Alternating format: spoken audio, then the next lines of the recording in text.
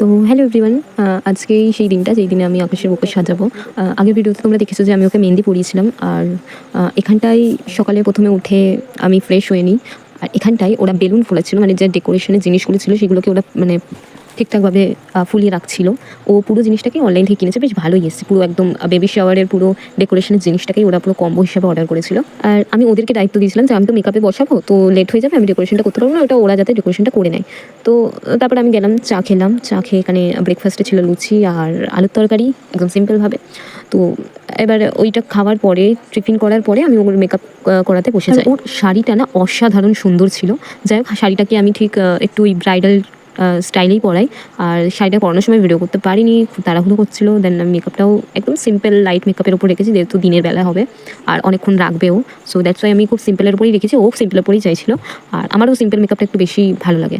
তো ওকে খুব মিষ্টি লাগছিল, মানে ওর মেকআপটা কেমন হচ্ছে সেটা তোমরা দেখতে পাবে, লাস্টে দেখাবো। আর হেয়ার ডুটাও আমি করে নিয়েছিলাম, খুব সুন্দরভাবেই করেছিলাম। সিম্পল পুরোটাই তোমরা দেখতে পাচ্ছ সিম্পল। আমি ফুল লুকটা দেখাচ্ছি তোমাদেরকে। আর হ্যাঁ, তোমরা ইমাজিন করো এর মেকআপটাকে ডান করার পরে আমাকে ডেকোরেশনটাকেও করতে হয়, মানে ওরা কেউ করছিলই না। লাস্টে আমাকে এটা করে ওর ডেকোরেশনও করাতে হয়, ডেকোরেশনটাও করতে হয়। আর ওর মেকআপটা কেমন হয়েছে সেটা তোমরা কমেন্টে জানিও প্লিজ।